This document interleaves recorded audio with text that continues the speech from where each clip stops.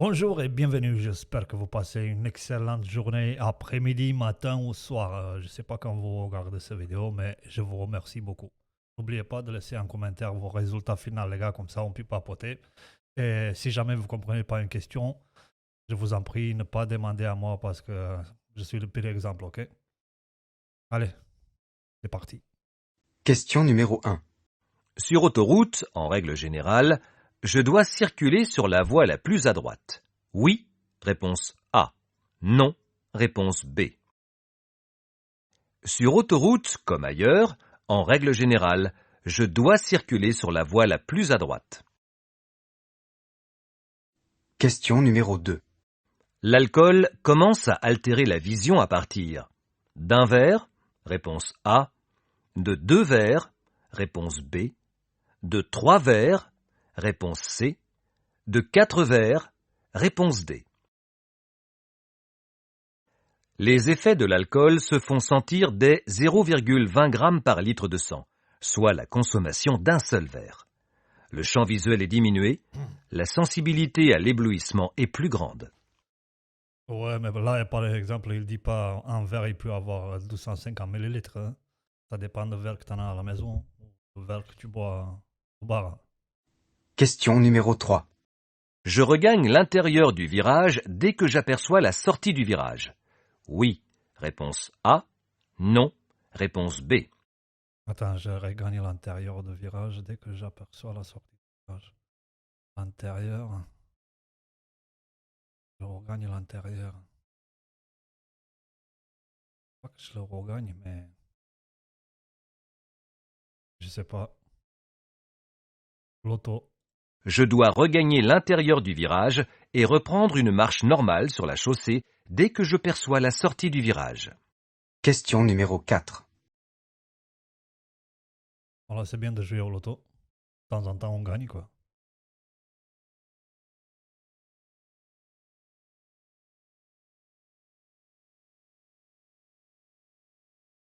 Les motards sont généralement solidaires entre eux.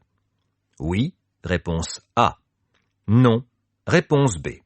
En cas de panne, cette solidarité me permet de recevoir de l'aide d'autres motards. Oui, réponse C. Non, réponse D. Il existe une solidarité entre motards. Gestes pour saluer, pour remercier, aide en cas de panne, etc. Question numéro 5.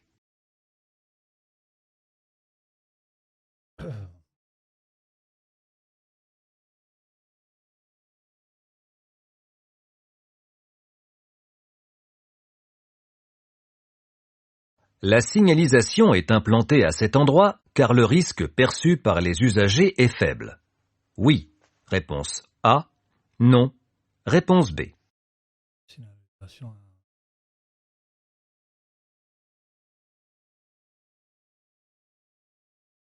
Je sais pas. Cette signalisation est implantée à cet endroit pour indiquer aux usagers qu'un risque est bien réel et présent, même s'il est difficile de percevoir ce risque. Question numéro 6. La part des motocyclistes tués de nuit est de 10%, réponse A, 30%, réponse B, 50%, réponse C. 30% des motocyclistes tués le sont de nuit. Oh, ok. Question numéro 7. Après un changement de pneumatique, je dois respecter une période de rodage du pneumatique. Réponse A. Faire contrôler le pneumatique après 50 km. Réponse B. Nettoyer le pneumatique. Réponse C. Une fine pellicule de paraffine se trouve sur un pneumatique neuf afin de le protéger lors de son stockage. Il est alors nécessaire de roder le pneumatique en circulant plus doucement qu'à l'habitude pour éviter de glisser. Question numéro 8.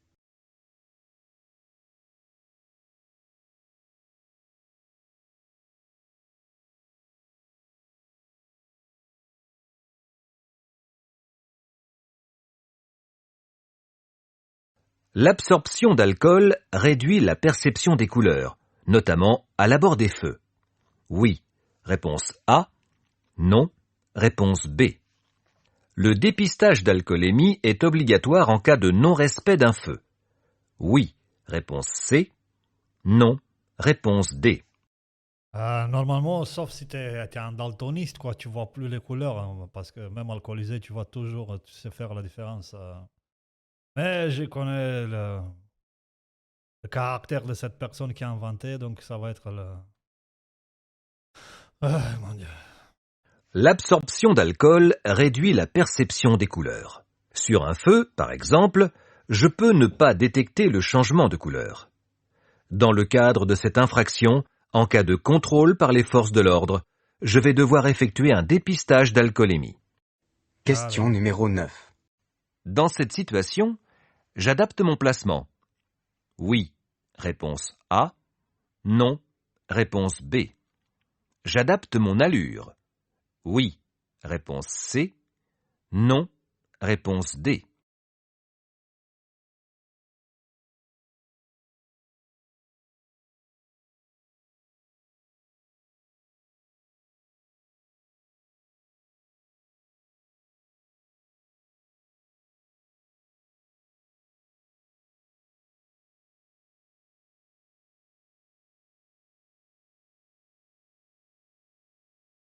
Dès que je croise un usager encombrant, je dois me méfier, car cela peut être difficile de le faire en toute sécurité s'il est obligé de faire un écart ou si la chaussée est étroite. Je ralentis. Question numéro 10. En remontant ces véhicules en stationnement, je conserve cette allure. Oui. Réponse A. Non. Réponse B. Je reste à droite. Oui. Réponse C. Non. Réponse D.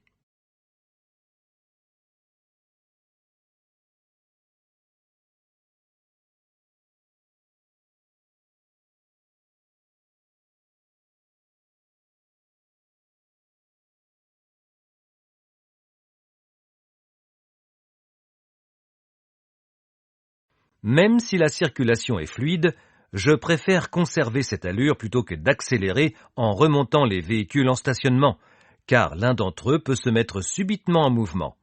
Je reste à droite. Putain, mais t'as pas dit...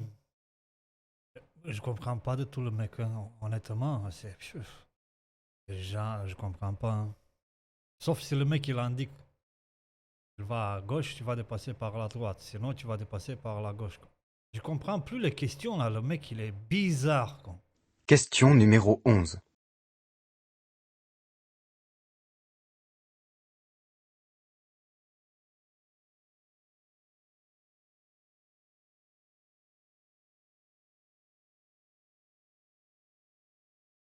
La monotonie sur autoroute augmente le temps de réaction. Oui, réponse A. Non, réponse B. Pour compenser ce phénomène, j'augmente mon allure. Réponse C. Le nombre de pauses. Réponse D.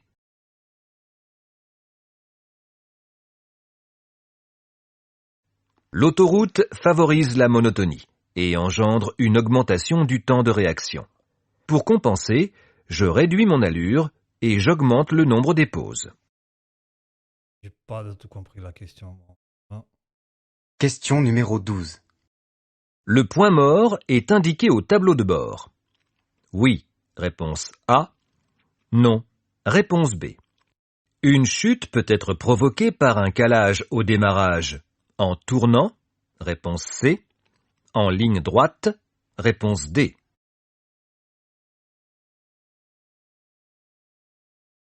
Je sais pas, on parle de ces motos ou on parle d'un autre moto, je comprends pas.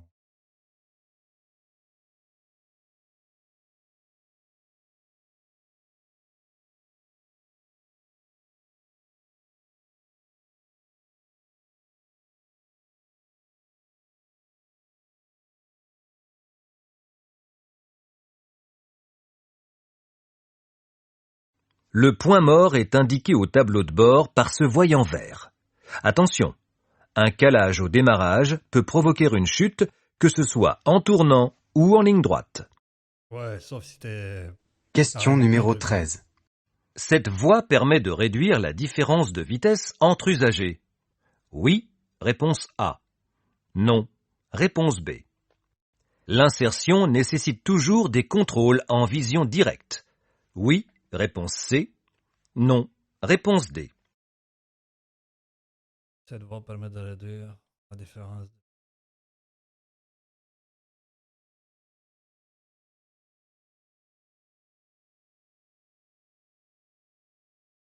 Une voie d'insertion permet de se lancer pour réduire le différentiel de vitesse avec les usagers qui y circulent. Le contrôle dans les rétroviseurs ne suffit pas. De nombreux contrôles directs doivent être effectués. Oui. Question numéro 14. Le mec, il aime bien parler, hein. Il te dit même les questions numéro 14. Par n'importe quoi, le mec.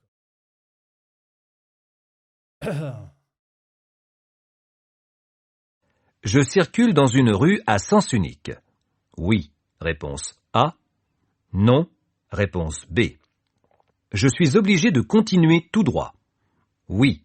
Réponse C. Non. Réponse D. Je comprends pas de tout la question, mais vas-y. Je pense que c'est ce qu'il dit là. Les marquages au sol m'indiquent que je circule actuellement dans une rue à sens unique. Je ne peux pas tourner à gauche et à droite du fait de la voie de bus. Je suis donc obligé de continuer tout droit. Ok. Question numéro 15. Par rapport à un revêtement goudronné classique, la distance de freinage est plus longue sur des pavés secs. Oui. Réponse A. Non. Réponse B. Des pavés mouillés. Oui. Réponse C. Non. Réponse D. Je comprends pas. La question. Par rapport à un revêtement classique, la distance de freinage est plus longue sur des pavés, qu'ils soient secs comme mouillés. Question numéro 16. Dès demain, dans cette zone, la circulation des véhicules les plus polluants va être interdite. Oui. Réponse A. Non. Réponse B. La circulation des véhicules ne disposant pas de vignette critère va être interdite. Oui. Réponse C. Non. Réponse D.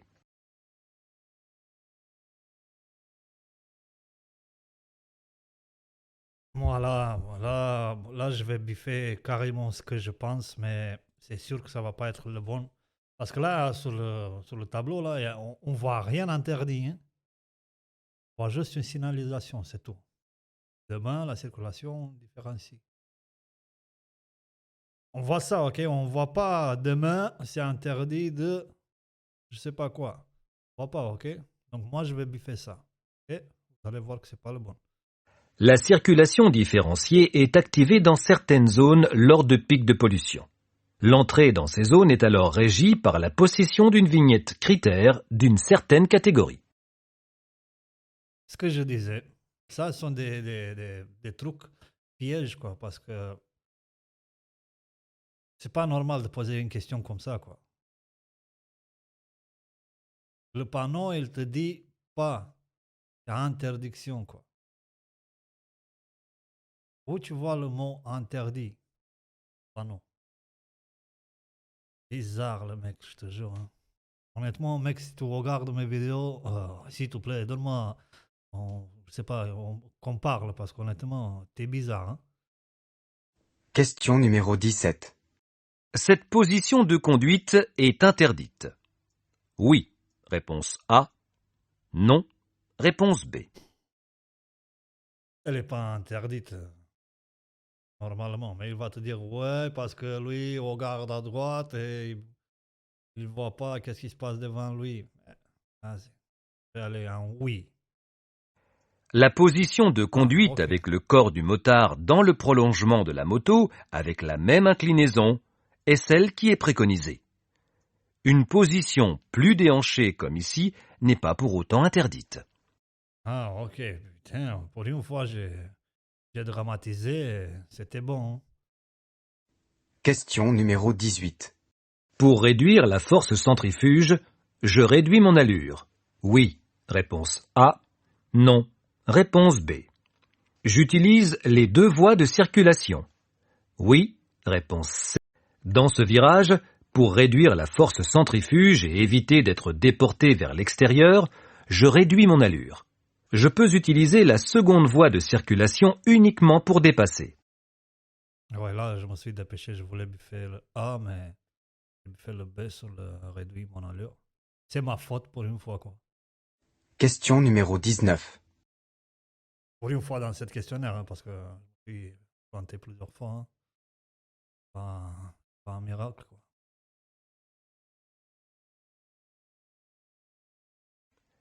Pour me décaler sur la voie de gauche, je m'engage devant le camion? Réponse A. Je m'engage derrière le camion? Réponse B.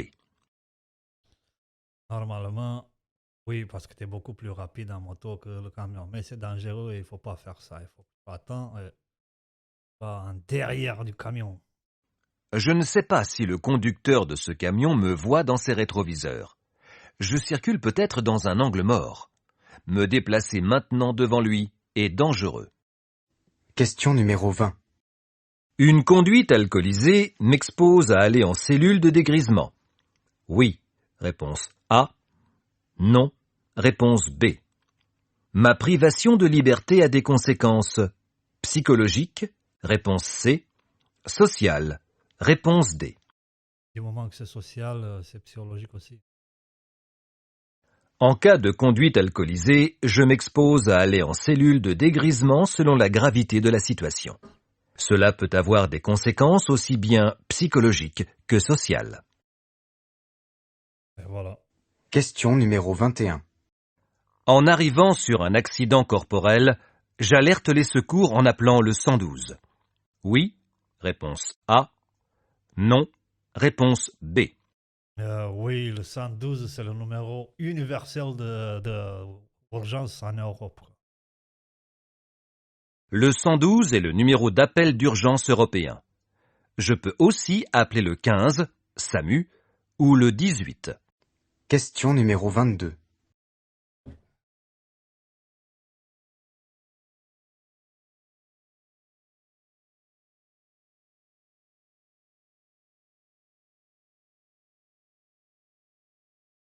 Je bénéficie de la priorité de passage à l'intersection. Oui, réponse A. Non, réponse B. Mon allure est adaptée. Oui, réponse C. Non, réponse D. Je bénéficie de... Oui, normalement. J'étais pas à l'ordi quand la question s'est passée, mais dans la vidéo, en fait.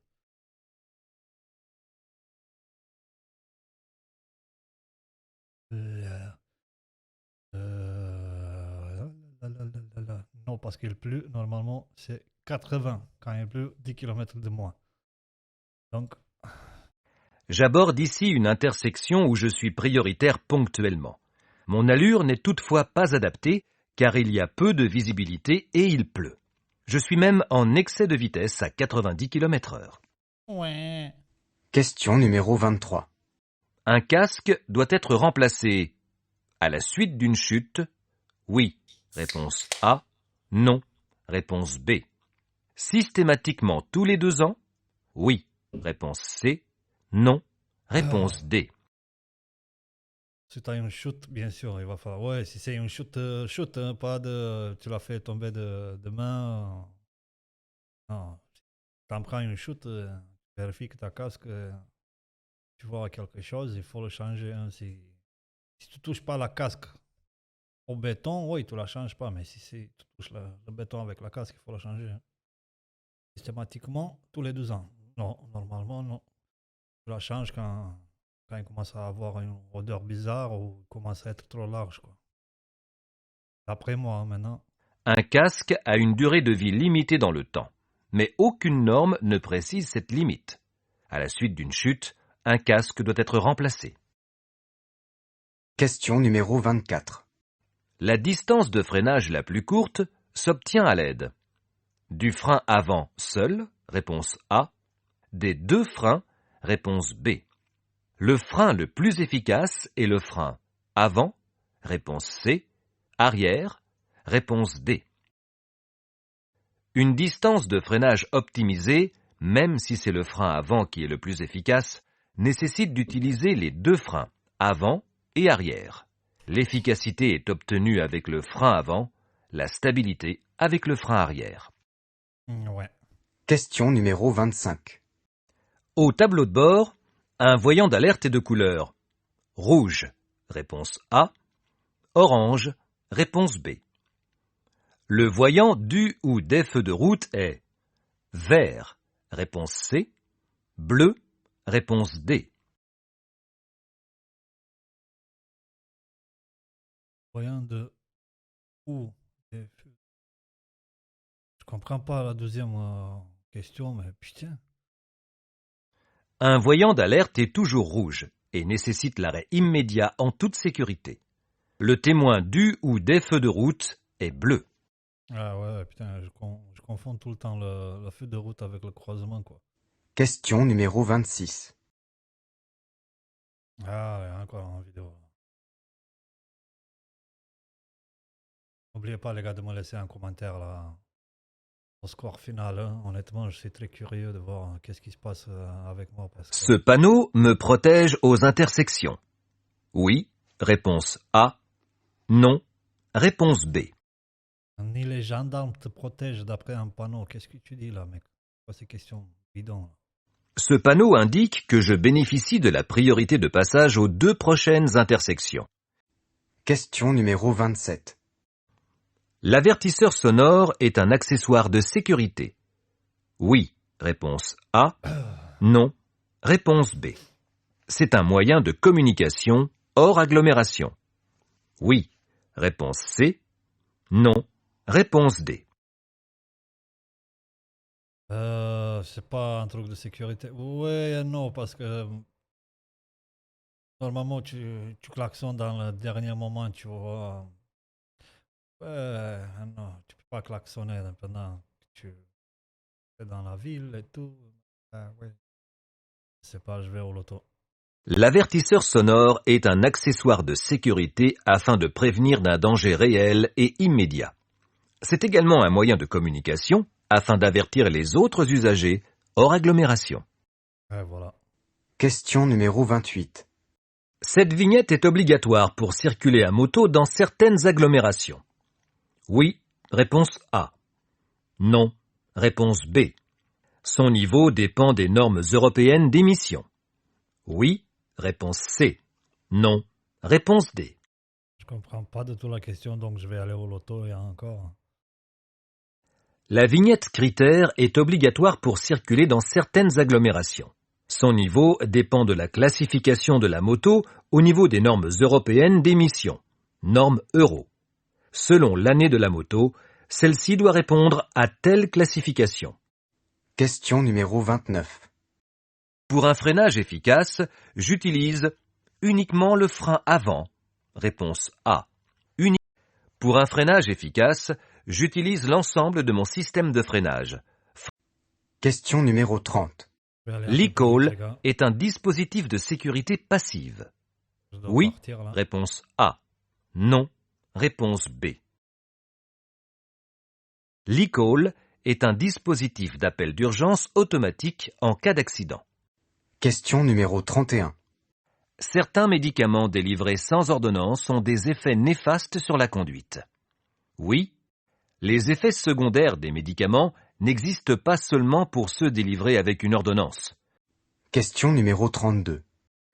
En agglomération, la moto permet le déplacement le plus économique? Oui, réponse A. Non. En agglomération, la moto ne permet pas le déplacement le plus économique et écologique. Pour une bonne écomobilité, Question numéro 33. je recherche des indices. En zone A? Oui, réponse A. J'ai besoin de rechercher des indices de part et d'autre de la chaussée. Question numéro 34. Le gilet airbag est un équipement de sécurité conseillé? Réponse A. Obligatoire? Réponse B. Il complète le casque en protégeant les organes vitaux. Le gilet airbag pour le conducteur est un accessoire de sécurité indéniable. Question numéro 35.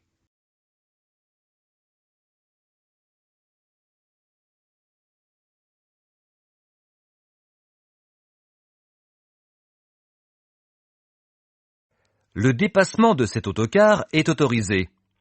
Oui. Réponse A. Non. Réponse B.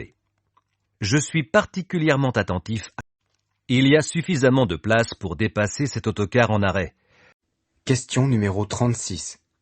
L'effet gyroscopique contribue à maintenir la moto verticale. Oui.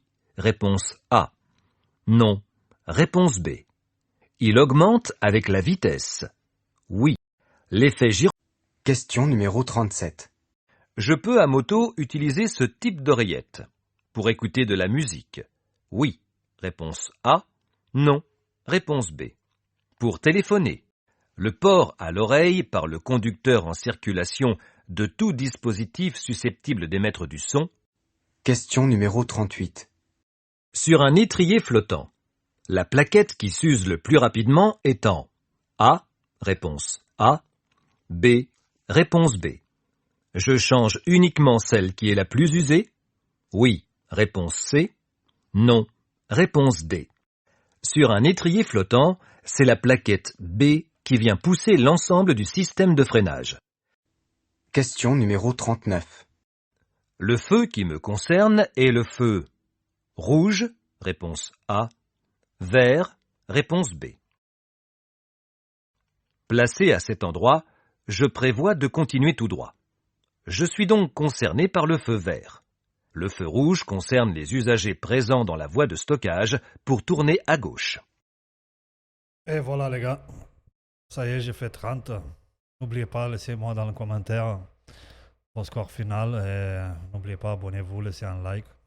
Comme ça, je peux continuer à faire des vidéos. Vous voyez que je ne les fais pas chaque jour, mais je fais quand j'ai du temps. Je suis désolé, mais c'est tout ce que je peux pour l'instant.